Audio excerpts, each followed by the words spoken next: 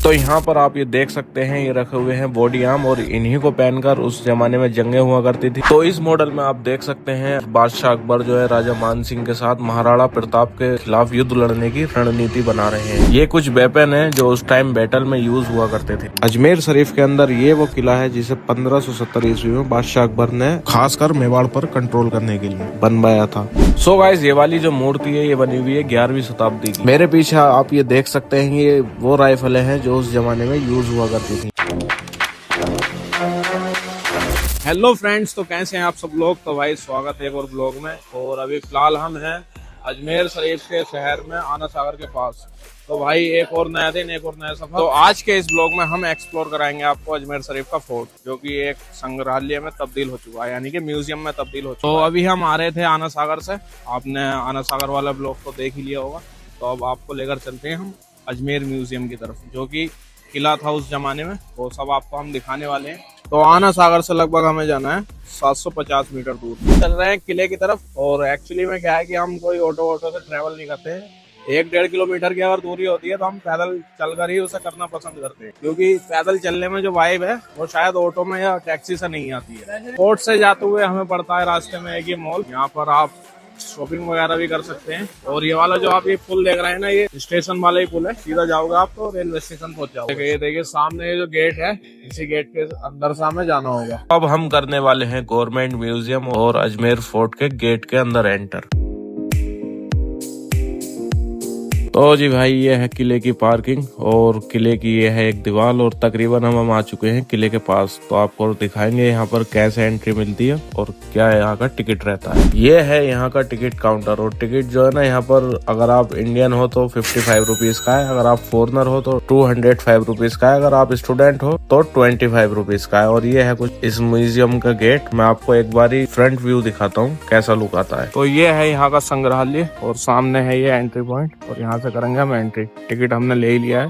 Finally हो चुके हैं हम किले के अंदर एंटर। और अब लेकर चलते हैं आपको यहाँ के अंदर का व्यू दिखाने के लिए। देखिए अंदर आते ही यहाँ पर ये लगी हुई है रंगोली।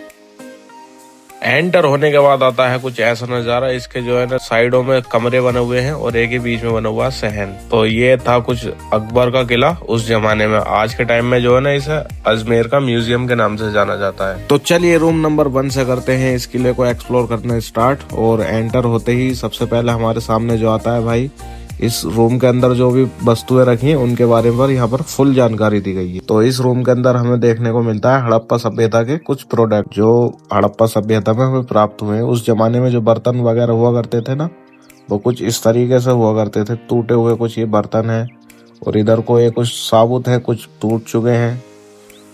और ये देखिएगा इस यहाँ पर देखिए कितने छोटे छोटे बर्तन हैं। इस वाले कक्ष से चलते हैं हम अब नेक्स्ट कक्ष में। और नेक्स्ट कक्ष में जैसे ही हम जाएंगे तो ये उस टाइम की जो मूर्तियां हुआ करती थी उन चीज को दिखाया गया है। ये देखिए भाई। और यहाँ पर एक ये घड़ा भी रखा हुआ है, काफी बड़ा है।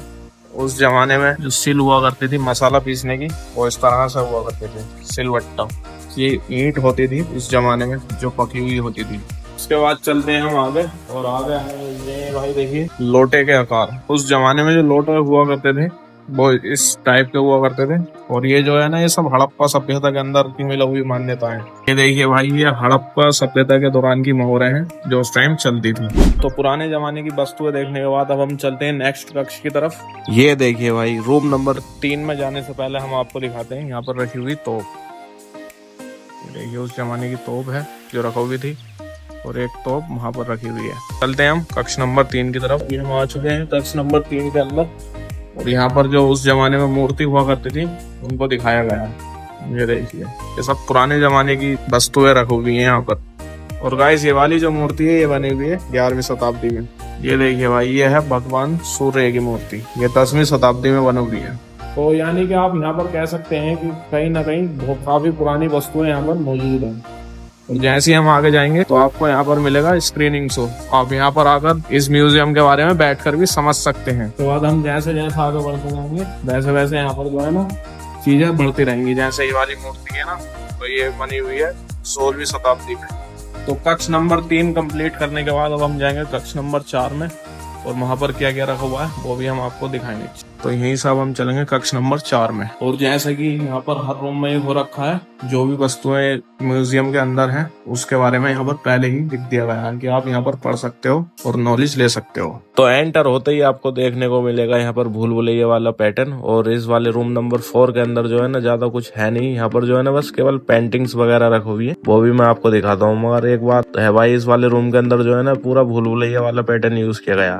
ये देखिए भाई, ये कुछ पेंटिंग्स हैं उस जमाने की, जो कि इन पेंटिंग्स को हमने जो है ना ज्यादातर अपनी किताबों में ही देखा है। तो ये है अपना चौथा कक्ष। इसमें चित्रकला के साथ साथ जो है ना भूल भुलैया वाला भी सीन है, क्योंकि चारों तरफ निकलकर पता नहीं चल रहा है कहाँ से बंदा कहाँ पहुंच रहा है। ये देखिए भाई, इससे हम निकले, ये आया एक कक्ष, और इससे जैसे हम आगे जाएंगे तो फिर चलते रहो। इस तरीके से इतना घूम कर ये कक्ष है भाई, पता नहीं चल रहा। ये देखिए, फिर हम यहीं आ गए जहां से हमने स्टार्ट किया। चलेंगे हम कक्ष नंबर 5 में, यानी कि रूम नंबर 5 में। तो रूम नंबर 5 में भी जो है ना, जो जैन समाज है उनकी मूर्तियां बनी हुई हैं, काफी पुरानी। आप जो है ना यहाँ पर आकर जो है ना हम आपको मूर्तियों को एक्सप्लोर कराएंगे। ये देखिए, ये वाली जो मूर्ति है ना, ये 15 से 16वीं शताब्दी के बीच की बनी हुई है, यानी कि 15-16वीं शताब्दी में ये मूर्ति बनी थी। नेक्स्ट रूम में मिलेगा ये इन मूर्तियों को समझाने के लिए सेटअप। स्क्रीनिंग चल रही है, फिलहाल बंद है। ये देखिए, उस जमाने की जो किला हुआ करता था, बीच में दीवाने खास लगता था और साइडों में जो है रूम वगैरह हुआ करते थे उस जमाने में। ये कुछ पुरानी पेंटिंग्स हैं इस किले की। तो अब चलेंगे हम रूम नंबर 6 में, जो कि है वेपन्स रूम। इस रूम के अंदर जो है ना उस जमाने में जो भी वेपन्स का यूज होता था वो सारे वेपन्स यहाँ पर मौजूद हैं। तो आइए आपको दिखाते हैं। तो एंटर होते ही सबसे पहले हमारे सामने आते हैं भाई बॉडी आर्म्स। ये जो है सुरक्षा कवच है एक तरीके से, और ये पूरा लोहे की जंजीर से बना हुआ है। इस पर जो है ना कोई भी तलवार के वार को असर नहीं पड़ेगा, यानी कि बॉडी को सेफ करेगा। और इसी के जस्ट बराबर में है ये तोप। वैसे तो तोपें यहाँ पर बाहर भी खड़ी है, बट ये वाली जो तोप है ये पहियों पर मौजूद है। देखने के बाद चलते हैं हम आपको नेक्स्ट सेक्शन में लेकर, और हमारा अगला हिस्सा जो है वो है गनों वाला। भाई देखिए, कितनी यूनिक राइफलें रखी हुई हैं यहाँ पर।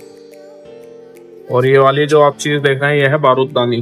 जो है ना ये सब बारूददानी है, इनके अंदर बारूद भरा करते थे पहले।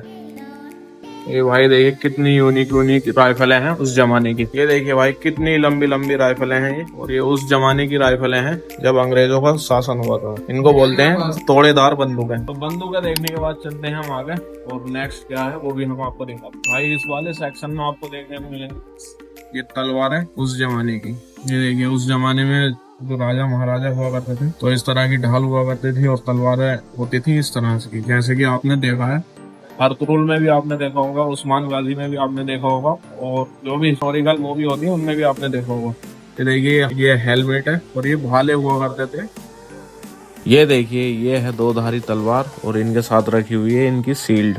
इसके बाद आती है भाई ये कटारें, इनको बोलते हैं हम कटार, जो इस तरीके से पंजे में लेकर और यूज किया जाता था इनका। फिर इसके बाद हम जैसे आगे जाएंगे तो हमें आगे मिलेंगे ये वाले वेपन्स, जो उस जमाने में होती थी। कटार, जगनोल, छोटी कटार। ये है फारसा, ये जो है ना भाई कुल्हाड़े का काम करता है। और ये है बुक्ता, जो ये चाकू है और इसमें रोड भी लगी हुई है, तो भी फारसा बोलते हैं, जिसे हम बोलते हैं तराती। इसके बाद हम नेक्स्ट चलते हैं, तो हमें नेक्स्ट में मिलेंगे भाई ये देखने के लिए धनुष एवं बाण। तो वेपन्स वाले रूम से निकलने के बाद अब हम चलते हैं नेक्स्ट रूम पर, और नेक्स्ट रूम है हमारा इंस्क्रिप्शन गैलरी।